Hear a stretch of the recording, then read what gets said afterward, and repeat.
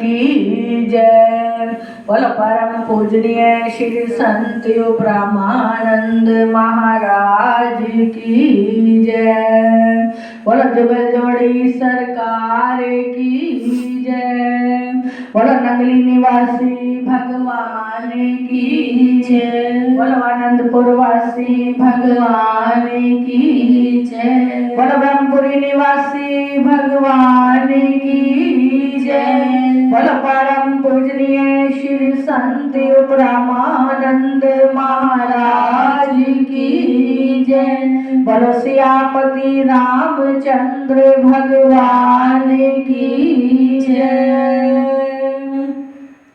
बंदो चरण सरोज गुरु मुद मंगल आगार। जैसे वत नर होत है भव सागर से पार। श्री गुरु जी के सिमरन मात्र से नाशत विघ्न अनंत। ताते सर्वे आरंभ में ध्यावत है सब संत। ध्यान मूल में गुरु मूर्ति पूजा मूल में गुरु पदम। मंत्र मूल में गुरु वाक्यम मोक्ष मूल में गुरु कृपा। ब्रह्म प्रणाम गुरु मुनि प्रणाम सब संत।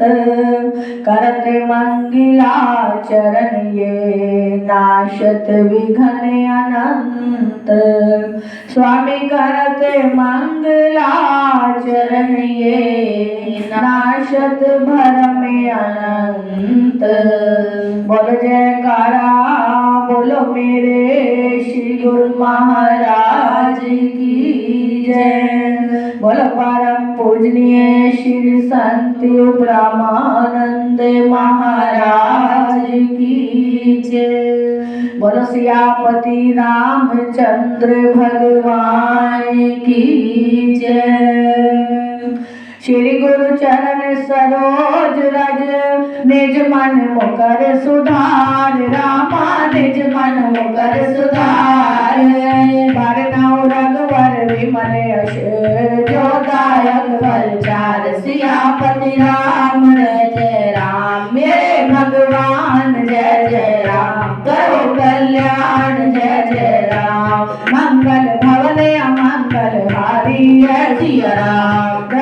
दशरथ अजर बिहारी जय सिया राम। जब ते राम भी आए कर आए जय सिया राम। नित नव मंगल मोद बधाए जय सिया राम। भवन चार दिस भूधर भारी जय सिया राम। सोकृत में वशै सुख बारी सिया राम। निज सिज संपत्ति नदी सुहारी जय सिया राम। तुम में अवर अम्बुज गवारी जय सिया राम।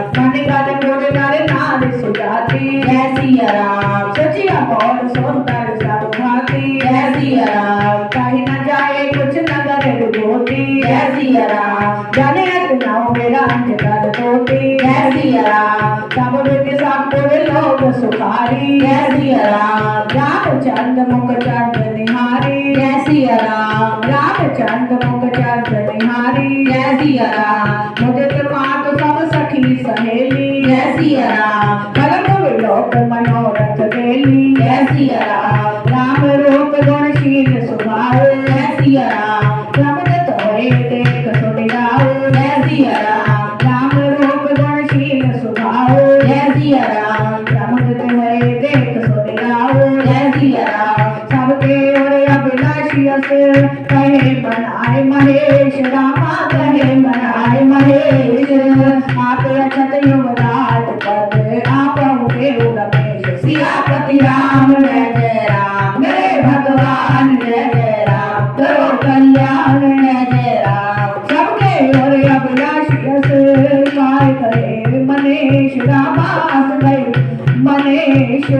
आप अक्षत युवराज पद राम नरेश। सियापति राम जय जय राम मेरे भगवान जय जय राम। करो कल्याण जय जय राम। एक समय सब सहित समाज सिया राम। राज सभा रघुराज विराज सकल सुकृत मोहत नर नाहु जय सिया राम सुधर सुनिया तनि उछाओ जय सिया निप सब रही कृपाय अभिलाषे जय सिया लोक करे प्रीत रुख राखे जय सिया त्रिभुवन तीन काल जग माही जय सिया घोर भाग दशरथ सब नाही जय सिया मंगल मूल राम सुत जासो जय सिया जो कछ कई थोर सब तासो जय सिया राय सुभाए मुकर कर दीना जय सिया बदल विलोक मुकट सब कीना जय सिया शवन समीप भये सित केशा जय सिया मना उजरत पन्यास उपदेश जय सिया निप जुगराज राम कहु देहु जय सिया जीवन जन्म लहु बिन लेहु जय सिया जीवन जन्म लहु बिन लेहु जय सिया ये विचार और आन निप सुदन सुअवसर पाए रामा सुदन सुअवसर पाए प्रेम विलोक तन मुदित माने गुरई सुनाए जाय सियापति राम जय जय राम हे भगवान जय जय राम करो कल्याण जय जय राम मंगल भवने अमंगल हारी जय सिया राम सुदशरथ राजन बिहारी जय सिया राम कहे भुआल सुनाई मुनि नायक जय सिया भय राम सब विधायक जय सिया सेवक सचिव सकल पुरवासी जय सिया जे हमारे और मित्र उदासी जय सिया सबई राम फिर जय विधि मोही जय सिया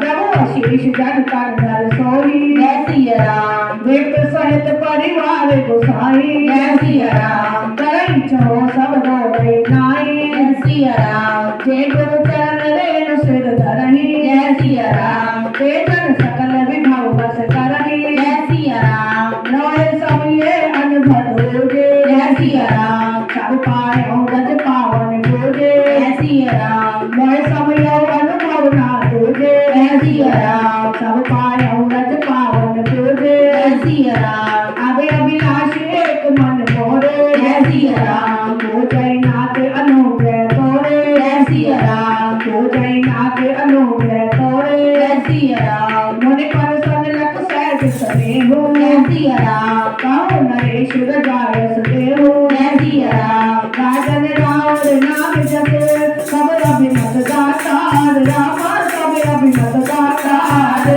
मन अनुगामी महिप मने मन अभिलाष तुम्हारे सियापति राम जय जय राम हे भगवान जय जय राम करो कल्याण जय जय राम कबरे गुरु पर सन दिए ज्ञानी जय सिया राम बोला उड़ाओ रहत नरुबानी जय सिया नाथ राम कर हो यो राजो जय सिया मैं कृपा कर करे समाजो जय सिया मोए असत ये होए उछाहो जय सिया नहीं लोग सब लोग चलाओ जय सिया सब साध देव सबई बाही जय सिया वेला नसाए तुमन माही जय सिया पुण्य सोच कर लौटी जाओ जय सिया जय न होए पाछे पछताओ जय सिया जन मुनि दशरथ वचन सुहाए जय सिया मंगल मोद मोल फल खाए जय सिया सुनने को जासु विमुख पछताई जय सिया जासु बदन बिन जल बिन जाई जय सिया भयउ तुम्हार तन सोई स्वामी जय सिया राम तुमित प्रेम अनुगामी जय सिया राम तुमित प्रेम अनुगामी जय सिया वेद विलंब न करे नित साजै सुबह समाज रामा साजै सुबह समाज सुदन सुमंगल सबई जग राम होए युवराज सियापति राम जय जय राम मेरे भगवान जय जय राम करो कल्याण जय राम बोलो सियापति रामचंद्र भगवान की जय।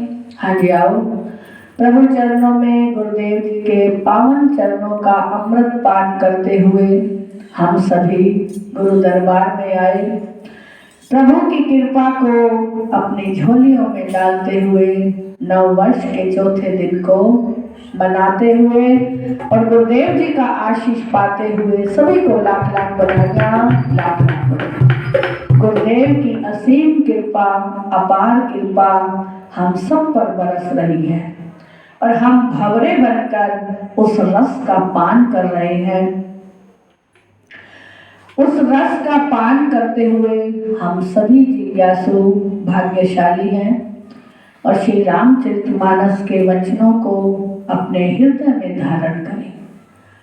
कहते हैं कि जब हम ग्रंथ को पढ़े, गुरु वचनों को सुने, तो उनके एक एक वचनों को यदि हम हृदय में धारण करते हैं तो कोई ना कोई वचन ऐसा हृदय में परिपक्व हो जाता है जिससे हमारा जीवन उदय हो जाता है, उज्जवल हो जाता है, पावन हो जाता है।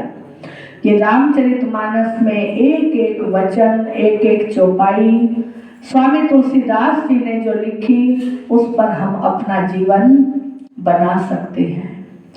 ये प्रसंग उस समय का है जब भगवान राम माँ सीता जगत जननी को लेकर अयोध्या में आए। नित नव मंगल वहां होने लगे, जहां जगदम्बा भवानी माँ सीता अयोध्या में वर वधू बनकर आई और भगवान राम विष्णु के संग उनका और भी सुहावना पावन दृश्य बन गया। तो सभी अयोध्यावासी बड़े खुश हैं कि भगवान राम और सीता का विवाह बड़ा ही नित नव मंगल को देने वाला है। लक्ष्मण और उर्मिला का, भरत और माधुरी का और शत्रुघ्न का, सभी का विवाह जब भगवान दशरथ जनकपुरी मिथिलापुरी से कर आए तो अयोध्या में घी के दीप जले, हर पावन दिल में खुशियां ही खुशियां बसने लगी। स्वामी तुलसीदास जी कहते हैं कि वहां भगवान शंकर जी ने ये चौपाइयां जो गाई, उनको कहा कि जो इस चौपाई का नित्य पाठ करता है उसके घर कभी गरीबी रह ही नहीं सकती। स्वामी तुलसीदास जी कहते हैं कि भगवान शंकर पार्वती से कह रहे हैं कि ये जो नित नव मंगल भगवान के ब्याह पर अयोध्या में हुए, जो इसका गान करता है, क्योंकि भगवान दशरथ और माँ कौशल्या, सुमित्रा के कई दिन रात हीरे मोती लुटा रहे हैं और जो भी यहाँ आता है नित नए मंगल गा रहा है। किसी के दिल में इतनी खुशियां हैं कोई कह ही नहीं पा रहा, अपार खुशियां हैं। और भगवान शंकर कहते हैं कि जो इस पावन चौपाइयों का पाठ अपने घर में करता है वो धर्म, अर्थ, काम और मोक्ष को पा लेता है। क्या है चौपाई? कि जब ते राम ब्याहे घर आए और नित नव मंगल मोद बधाए, भवन चार दिस भूधर भारी, सुकृत मेघ वर्षाई सुख भारी। कि जहां भगवान राम ब्याह कर कर अयोध्या में आए वहां नित नए मंगल होने लगे और चार तरफ से अयोध्या में खुशहाली आ गई। जैसे मेघ बरसते हैं तो हर जगह हरियाली हो जाती है, इसी तरह अयोध्या में भी खुशियों की हरियाली छा गई। भगवान राम और माँ सीता की पावन दृश्य मूर्ति को देखकर सभी का मन मोहित हो रहा है कि जैसे सूखी धरती को जब मेघ बरसते हैं हरा भरा कर देते हैं, इसी तरह सबकी हृदय रूपी धरती भगवान राम और सीता के दर्शन से हरी भरी हो रही है। सबके दिल में ये खुशियां हैं कि हमें अपने प्रभु बड़े ही प्यारे लग रहे हैं, पावन लग रहे हैं, मोहित हो रहे हैं और 14 लोक रूपी बड़े पर्वतों पर पुण्य रूपी मेघ सुख रूपी जल को बरसा रहे हैं। किसी का भी मन दुखी नहीं है, सभी सुख रूप हो गए हैं।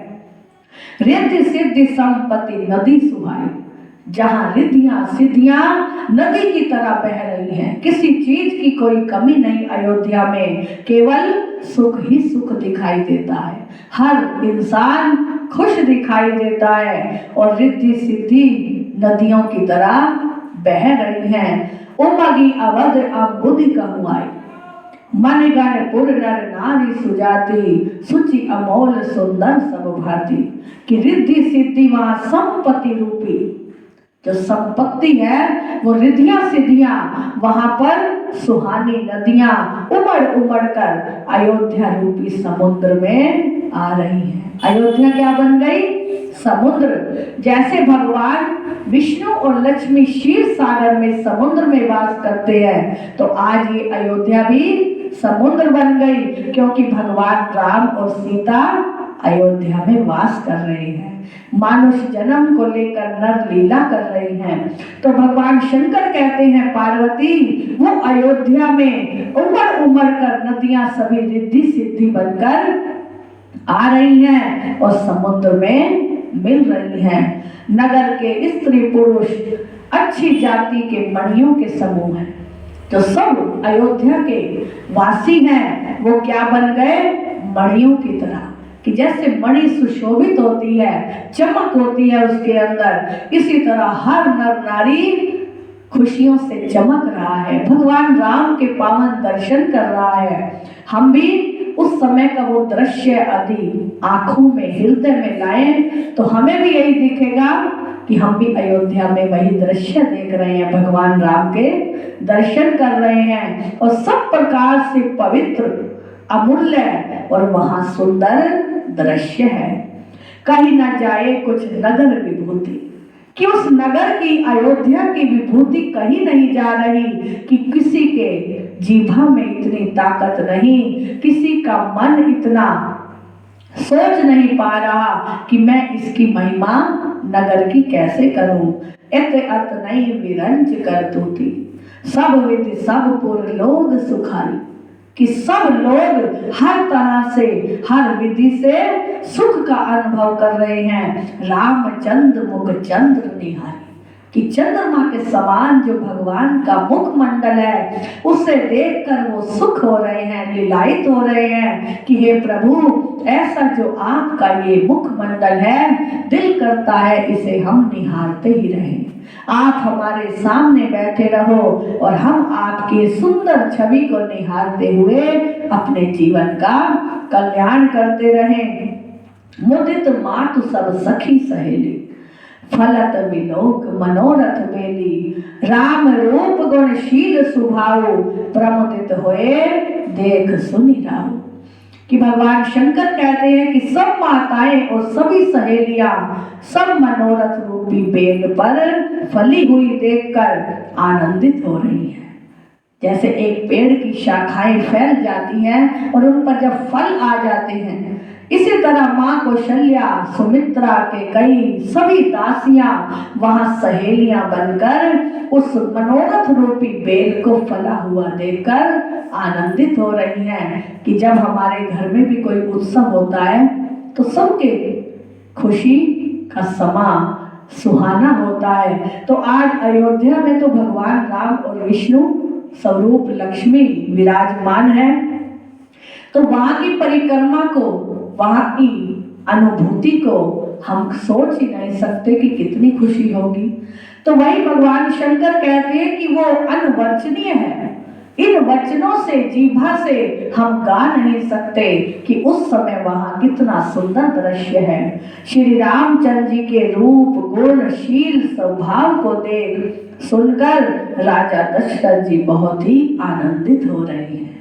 क्योंकि भगवान राम का जब भी हम स्वरूप देखें तो बड़ा शील स्वभाव है, कोमल व्यवहार है, मीठी वाणी है और सब गुण उनके अंदर विराजमान है, शील स्वभाव है। और ऐसा देखकर राजा दशरथ बहुत आनंदित हो रहे हैं, अपने कर्मों की सराहना कर रहे हैं कि मेरे उत्तम कर्म है, मैं उस विधाता को कितना धन्यवाद दूं, कितना उसका शुक्राना करूं कि जो उसने मेरे प्रभु ने कृपा करी, आज मेरे राम और सीता इस अयोध्यापुरी में विराजमान हैं। सबके उर अभिलाष यस, कहीं मनाए महेश, आप अछत युवराज पद, रामम देव नरेश। भगवान शंकर कहते हैं कि हे पार्वती, सबके हृदय में ये अभिलाषा है और महादेव जी को मनाकर सभी प्रार्थना करते हैं कि राजा अपने जीते जी श्री रामचंद्र जी को युवराज पद दे दे, क्योंकि सबके हृदय में उल्लास है कि अब भगवान राम हर तरह से संपूर्ण हो गए हैं। एक समय रघुकुल के राजा दशरथ जी विचार कर रहे हैं और दर्पण के आगे खड़े हैं। जब दर्पण में देखते हैं तो एक उन्हें बाल अपना सफेद दिखाई दिया, तो मन में विचार आई कि मैं अब वृद्ध हो चला हूं और ये जो मेरा पद है राजा का, अब ये राजा राम जी को बना देना चाहिए। जब ये मन में विचार आई और राम जी शयन कर रहे हैं अपने स्थान पर, तो जब दशरथ जी ने रात को ये दर्पण में देखा, जैसे ही मुकुट उतारा कि मेरा बाल एक सफेद हो गया है, और राम को जाकर देखा कि राम विश्राम पा रहे हैं, बड़ा ही मोहित हुए दशरथ जी। कहने लगे कि ये परिक्रमा, ये पावन मुखमंडल सदैव यो ही आराम की अवस्था में सबको सुख चैन देता रहे। और दशरथ जी के मन ही मन में हुआ कि मैं अब भगवान राम को राजा बना दूं। देखिए, प्रजा तो मन में कह रही है कि युवराज बन जाए, और भगवान की ऐसी अनुकंपा है कि भगवान प्रेरणा कर रहे हैं राजा दशरथ को कि वो राजा बन जाए।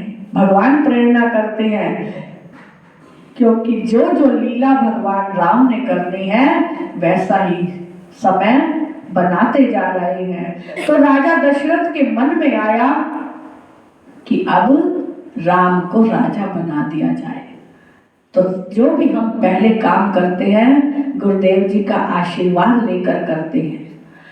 राजा दशरथ जी जैसे ही प्रातः हुई गुरु वशिष्ठ जी के चरणों में गए, आश्रम में चलकर गए, गुरु जी को नहीं बुलाया। जो भी हमें आज्ञा लेनी है, आशीर्वाद लेना है, तो हमेशा गुरुदेव जी के चरणों में जाकर लें। हम आज्ञा ना दें कि आप हमारे घर आइए, हमने ये काम करना है। हम उनके पावन चरणों में जाकर आशीर्वाद रूपी आज्ञा लें और फिर वो जैसे कहें वैसा ही करें। तो भगवान को राजा बनाने के लिए राजा दशरथ गुरु के आश्रम तक पैदल चलकर गए, पालकी पर नहीं गए। राजा दशरथ जब अमृत वेले गुरु वशिष्ठ जी के पास पहुंचे तो गुरु वशिष्ठ जी देखकर मुस्कुराए। राजा दशरथ ने दंडोत प्रणाम किया, चरणों का स्पर्श करते हुए गुरुदेव की आज्ञा लेकर उनकी सेवा में बैठ गए, चरण दबाने लगे। तो गुरु वशिष्ठ जी जानी जान है, अंतर्यामी है। गुरुदेव जी समझ गए कि राजा दशरथ कुछ मनोरथ से आए हैं, क्योंकि उनके मुखमंडल पर अलग ही तेज है, अलग ही खुशी है। गुरु वशिष्ठ जी कहने लगे, राजा दशरथ कैसे आना हुआ?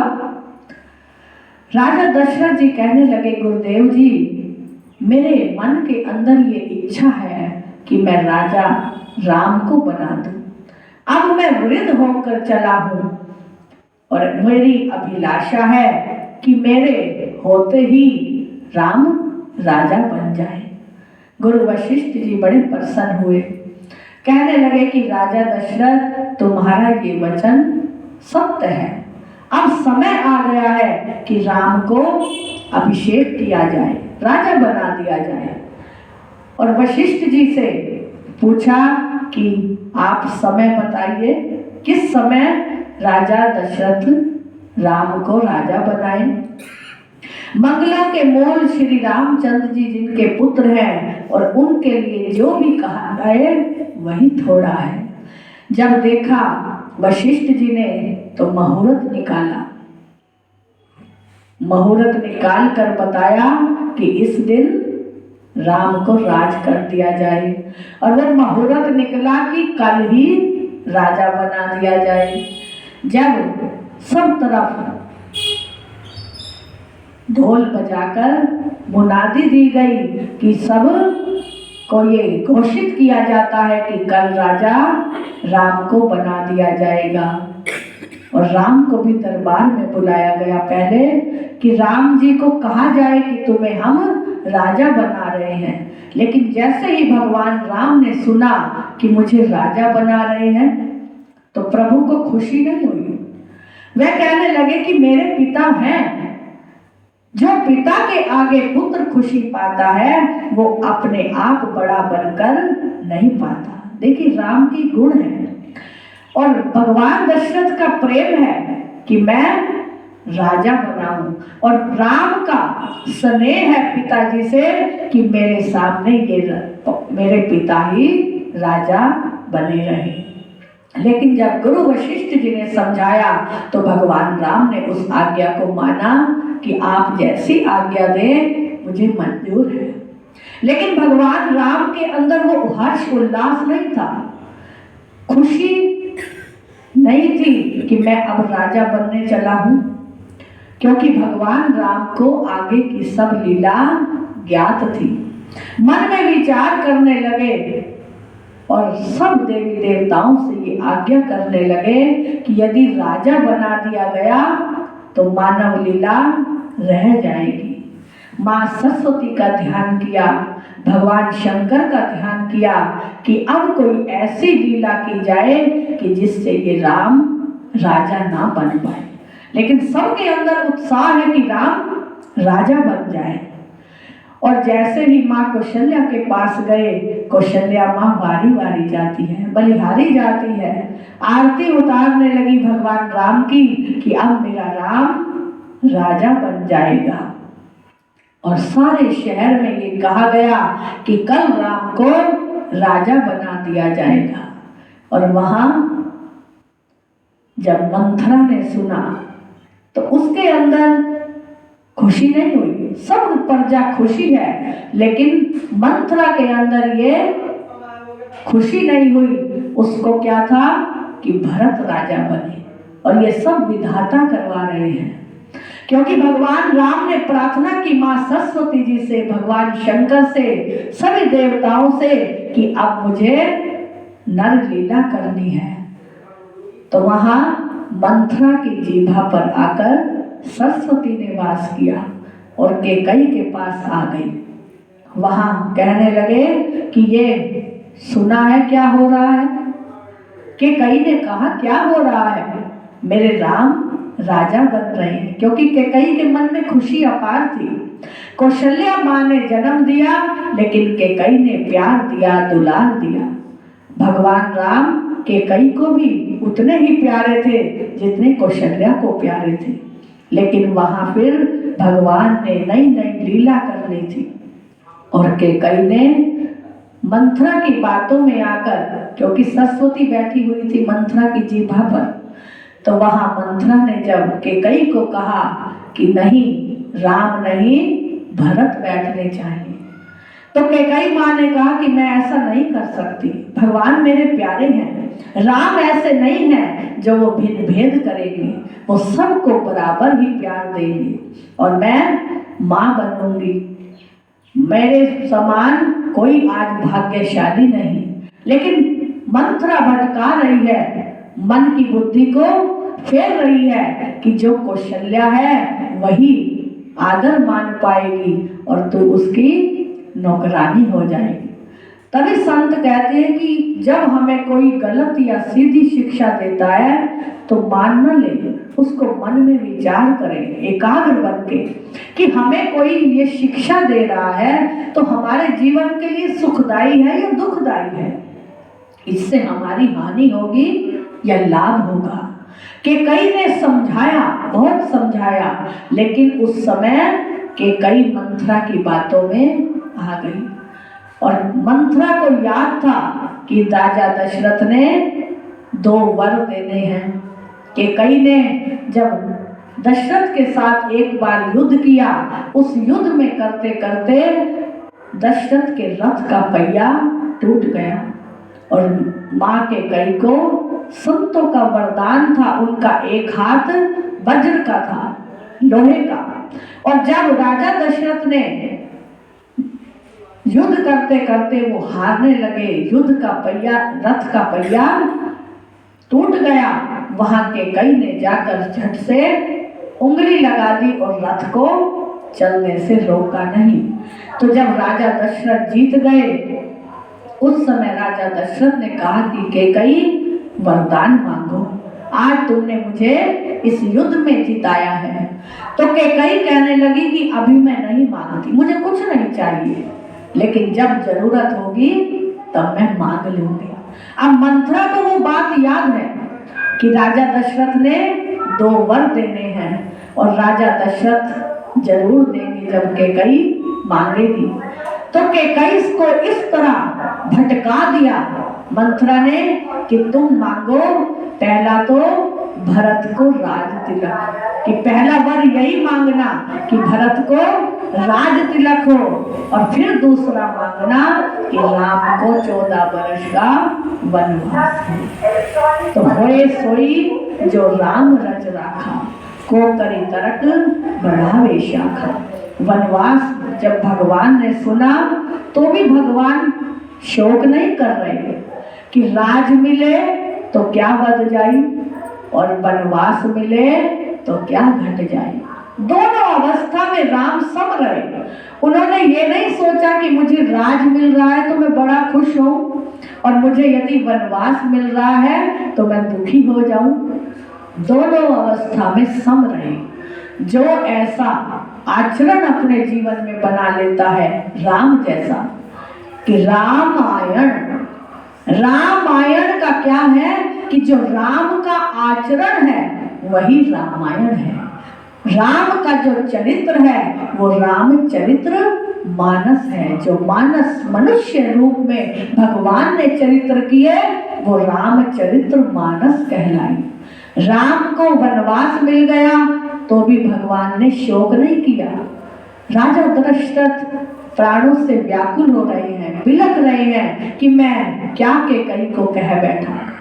जब दशरथ के पास भगवान राम वनवास लेने के लिए आए, अक्षर वस्त्र संन्यास के धारण किए, तो राजा दशरथ से देखा नहीं गया। वो कहते हैं कि मेरे प्राण कल नहीं तो आज नहीं तो अब निकल जाएं। अब इन प्राणों का कोई भी वास्तव नहीं रहा। जहां राम का वियोग मिल रहा है उन प्राणों का क्या करना। लेकिन भगवान राम कह रहे हैं पिताजी मुझे वनवास मिला तो मैं बड़ा खुश हूँ, सौभाग्यशाली हूँ। वहां मुझे संतों का मिलन होगा, मुझे तरह तरह के संत मिलेंगे जिनसे मेरे जीवन में ज्ञान बढ़ेगा और मेरा जीवन और भी उज्जवल हो जाएगा। देखिए हम जैसा कोई होगा तो रो रो कर बिलख जाएगा कि ये कैसा समय आ गया। कहाँ तो राज तिलक हो रहा था और कहाँ वनवास हो गया। इसीलिए हमें भगवान राम के चरित्र सुनने की अभिलाषा होनी चाहिए। और राम का जो चरित्र है जीवन में एक एक गुण को भरने वाला है। जब हम राम चरित्र का पान करते हैं, उन्हें सुनते हैं, पढ़ते हैं, तो हमें जीवन का रहस्य मिलता है कि हमें अपने जीवन में किस तरह चलना है। राम ने सिखा दिया जीवन में कि कैसा जीवन दुख में हो, कैसा जीवन सुख में हो। बोलो सियापति रामचंद्र भगवान की जय। बोलो परम पूजनीय श्री संत प्रमानंद महाराज की जय।